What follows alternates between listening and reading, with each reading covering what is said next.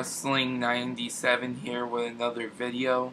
I watched Money in the Bank last night, and let's just say that I enjoyed probably 45% of the show. I was really looking forward to it. I even watched last year's Money in the Bank before it aired, and I just have to say that it was somewhat of a disappointment to me. But there were two matches, 2.5 matches that were good. But before I get into the review, I will be taking a 3-week hiatus. I am going on vacation. I'm going to Europe for 3 weeks in August, so I won't be making any videos. But I'll be back in late August. So just telling you that. And like I said in my first video, go subscribe to Mr. Wrestling 1980. He is the inspiration for this channel. He's an inspiration to me. Definitely go check him out. The guy is amazing. So back to the pay-per-view. So yeah, Money in the Bank, I was really looking forward to it. I thought it can be a really good, solid pay-per-view with the matches that they had advertised for it. And, you know, it started off pretty strong, the first match.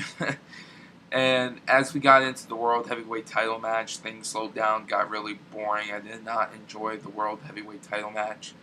And then we got into the some unadvertised matches, like I think it was Primo and Epico against the beating the primetime players, and then you had the WWE title match, which was my favorite, probably my favorite match of the night.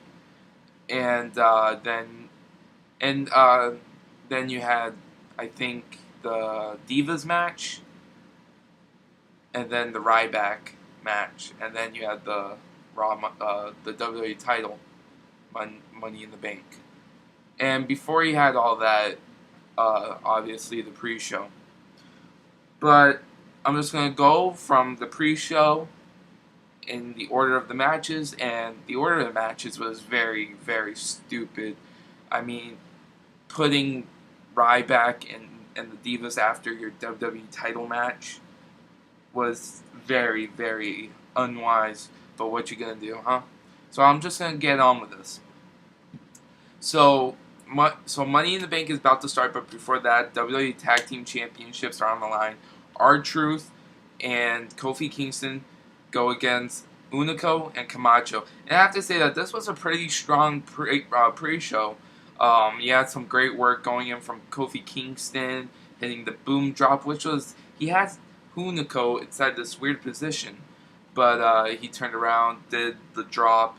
And I have to say that the Trouble in Paradise kick to Hunico was pretty hard from Kofi Kingston. But yeah, it was a pretty strong opener for the audience as well as the people watching on YouTube. So Kofi Kingston and R-Truth win via, I think it's called Pay Dirt or Truth or Consequences. I forgot the move.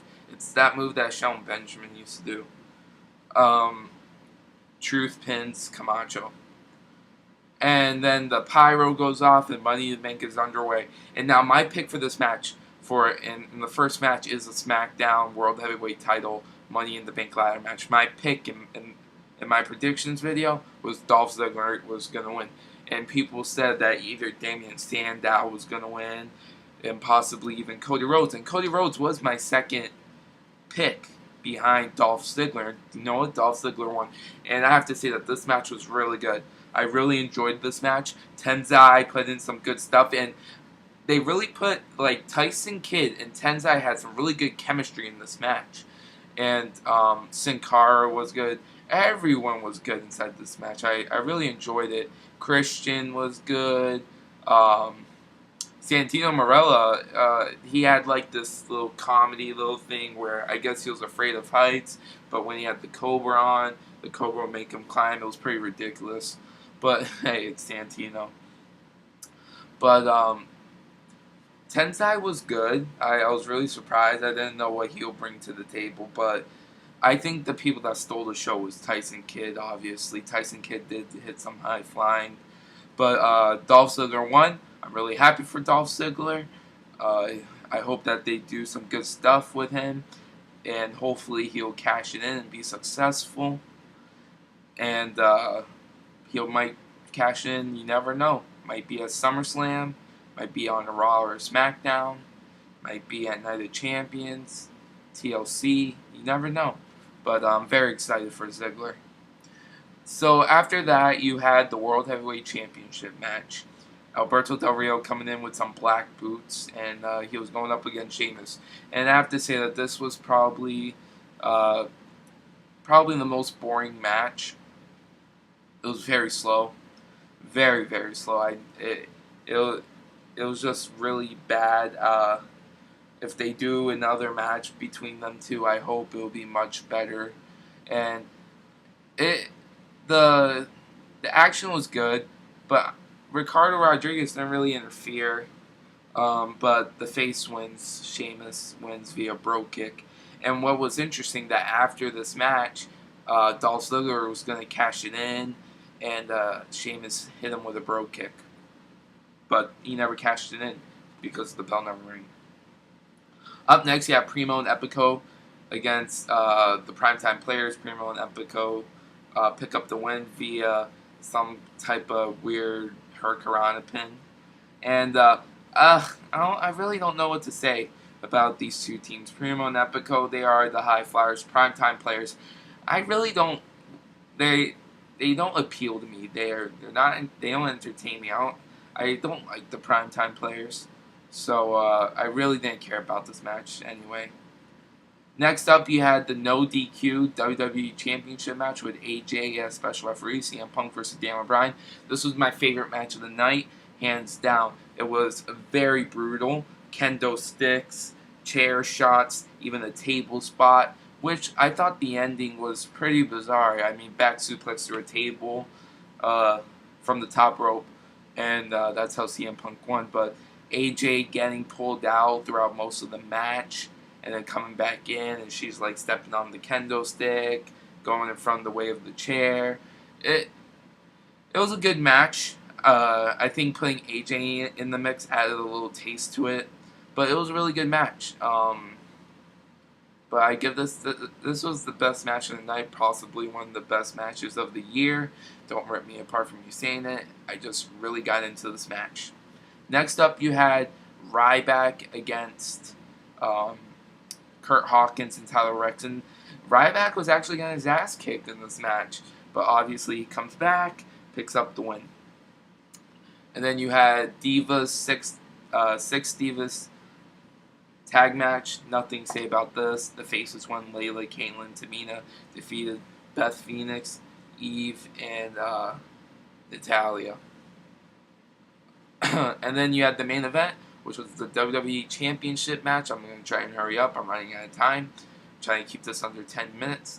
John Cena won, which it was no shocker to me. I was pulling for Chris Jericho, and the interesting thing about it was that The Miz came back, which I was really happy about, and he added himself into the match. And I have to say that Miz played a big role, and Miz was actually pretty good. But I really wanted Jericho to win. I actually thought at some points Jericho or Miz was going to win when they were reaching for the briefcase. But the way that John Cena won was pretty. It was something different, breaking the rope that it was hanging from and smashing it against Big Show's head. They left a dent in the briefcase. John Cena picks up the win. Oh, and by the way, Kane was actually pretty good in this match too, and just Big Show getting buried under all the ladders, getting AA through the announce table was pretty good too. But yeah, those were the matches. So yeah, Money in the Bank was pretty good.